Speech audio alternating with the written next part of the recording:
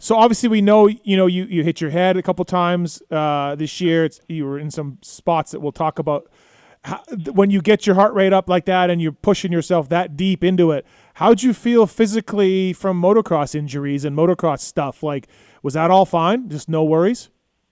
I think so obviously, as you guys know, in Detroit, I went down and I hit my head, and I also tore my thumb, right? Yep. And the East Coast guys did one race, but remember it went back to the West, so it took a bit of a break, right? So I ended up going back to Minnesota, taking time off. My thumb was jacked. I couldn't ride. I went and saw this functional neurology center up in Lake Minnetonka. They did a scan on my brain, tested me, whatever, and they said, hey, we're seeing some things here. And then I got better. I went back down to club, and I remember doing a workout in the cabin, and I definitely had a headache. You know what I mean? I did some intervals and felt it coming, but I wanted to really try to get back out there, right? For me, I was like, hey, let's just have a healthy season, try to set aside the results, and we got to build here, Yeah. And, unfortunately, I got back out there, and I did okay, but it was, it wasn't great. And then after Indianapolis Supercross, it was my first day on outdoors, and, I went down really hard, and I was out for 5 to 6 minutes. Jeez. Yeah. And I remember waking up, I was out of my gear. And then I remember looking out the club shop door and seeing John Wessling, and he's like, dude, what the hell happened? And I'm like, I don't know, So it was pretty gnarly, and I ended up going home and seeing that functional neurology center again. And, I was not good for a long time. Yeah, that's yeah. So I had some concussions, J-Mart, and I know everyone's different. It feels different. But, for me, I had a couple in 1 year, and the second one that I had, I could hold a conversation and I knew what I was talking about, but it felt like I was in a dream, talking to you for 3.5 months. That's what I felt like. I just felt like I was almost out of body, even though I kind of knew what I was doing. I just felt like I was dreaming, and it was the scariest thing for me because I was telling my wife, I go, what if I'm never going to be normal again? What if I feel this way? And it's kind of like a scary thing. Minus racing, I just wanted to be normal again. Do you have any of those moments oh my God, hopefully this gets better? Yeah, for sure. I felt like I didn't feel like I was all there. I would kind of go to take a step up the stairs, and I missed a couple times in my own house, and I was like, well, I never did that before. And then I would want to puke. I had the feeling of wanting to puke, and I was sleeping a lot, and at that point, it was just hey, my doctor up here was in Minnesota for the concussions, hey, you need the rest of the year off, mate. Yep. You need to take the rest of the year off. If you hit your head one more time, you're done. And then on top of that, I had I had a doctor's written note saying, hey, you sustained a UCL avulsion fracture. He's not fit to race for the rest of the year, And that was kind of where I just said, hey, man, I ain't no spring chicken anymore. This is on me to I was kind of 1 foot in, 1 foot out at that point, Yep. But I need to worry about my health here, So obviously at Leadville though, for you to do Leadville, is your head good? Because I would think anytime as serious as your concussions have been, Leadville is going to knock you out of not literally, but I mean knock you out of any sort of recovery. But you must be better to do Leadville. Yeah, no, Yeah. It took time. Good. After the second concussion, I didn't do anything for at least a full month. No training, none of that kind of stuff. And then I was going to see that functional neurology center place, and what they were kind of had me going around in the machine. And then what they've learned is back in the day, it was more about, hey, no lights, no screen time, chill out, kind of whatever, right? And he was like, hey, we're gonna try to stimulate you. If you have you break a bone or whatever, through therapy, what we do now is we try to stimulate that. So we do X amount. Let's just say we do 5 minutes, 10 minutes of activity. If you're struggling after 10 minutes, back it down. And then maybe tomorrow we can do 12. And I was able to kind of work my way back up to, be healthy again, for sure. Good enough to go race, the mountain bike and get better, yeah. Weisco Piston bringing you Jeremy Martin here on the show. Pulp24 is the code to save with the guys at Weisco. 702-586-PULP. You got a question for J-Mart, give us a call.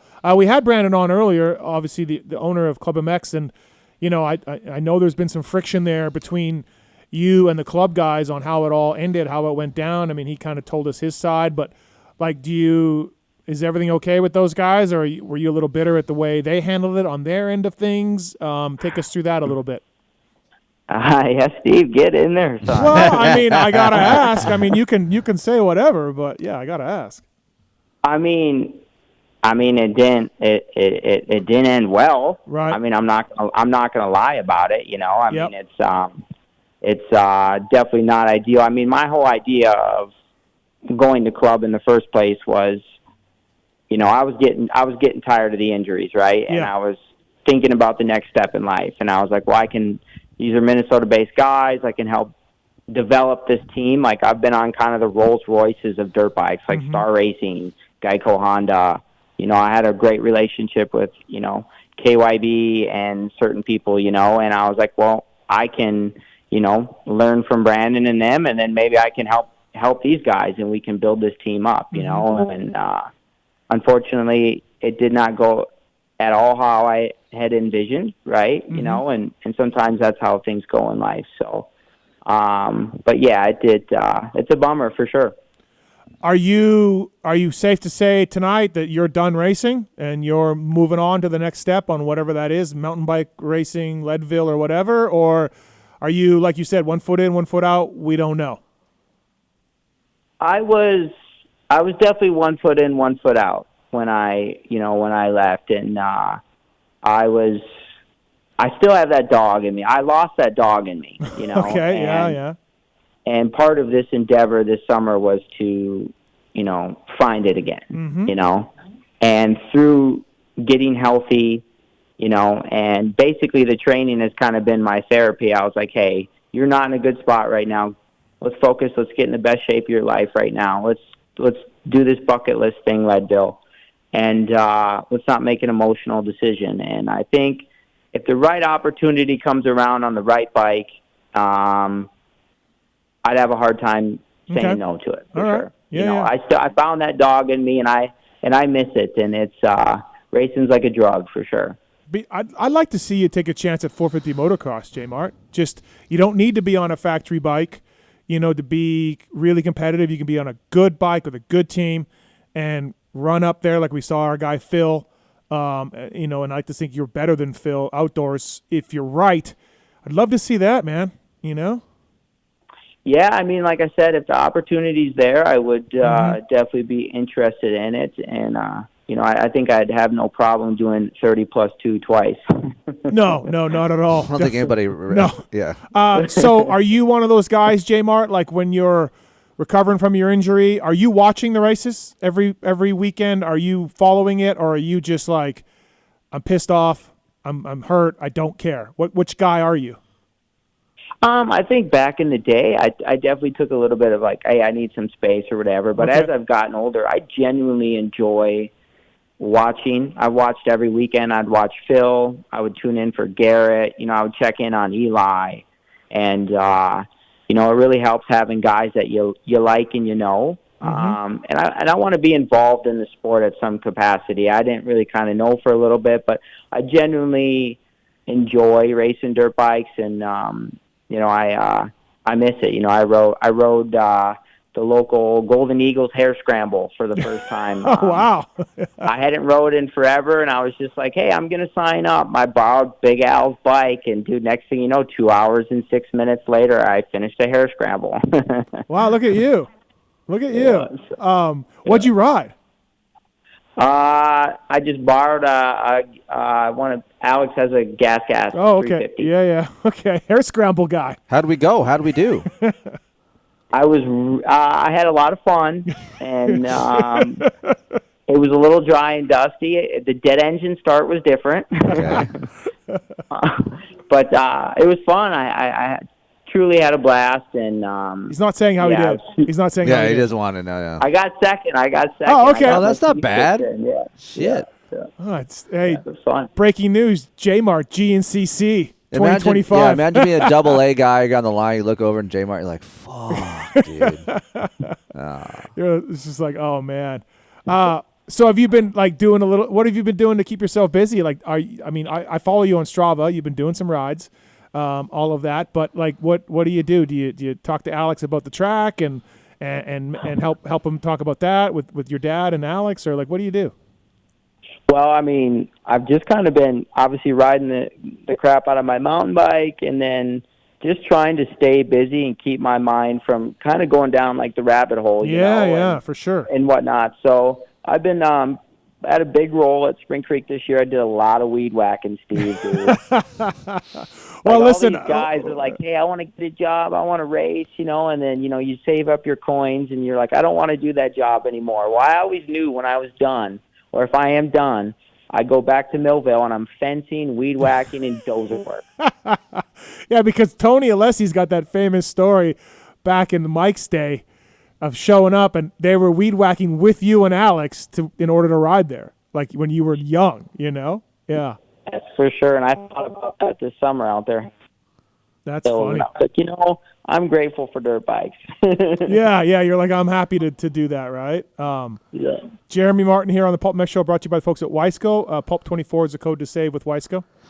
Here's a kind of a tricky question. Let's say peak J-Mart championship years to J-Mart now. I'm honest, the head injuries, just if you think, okay, I get back up to speed where I think I'm fit enough and you do want to go racing, do you think you're as good as those peak years still? I think given the right bike and the right environment with the right crew, absolutely. I think I'm smarter. I would pick and choose my battles, but I think I could definitely be there for sure. Yeah, because I feel like guys that leave the sport that, kind of got forced to leave and didn't like retire on their own terms. You're almost like chasing the dragon. Like it's hard in our sport. It's all we've ever done. I mean, you've been doing this since you're a little boy, and then it just gets kind of ripped away from you because of an injury. And I think about this a lot. Like I ride all the time, and I'm thinking, okay, what comes a time where maybe I don't ride? What am I going to do? And I'm very one-dimensional. I don't fucking do anything else besides ride my dirt bike, and anything else I do, J-Mart, is like, mountain biking, cycling. That's because I ride dirt bikes.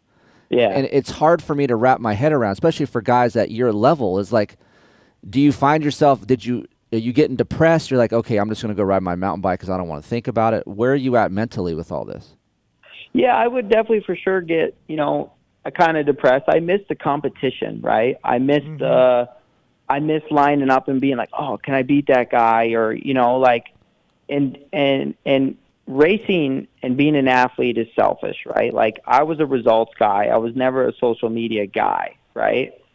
So for me, I could just kind of alienate myself and just focus on getting better and then do my thing. So yeah, I think I miss the dirt bikes the most. It's the mountain biking's not the same, and I was pretty damn good on a dirt bike, especially in those turns, man.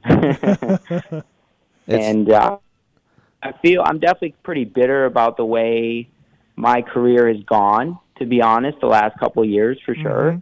I felt like I would just kind of start to get going as my last year, 21, 22 on Star.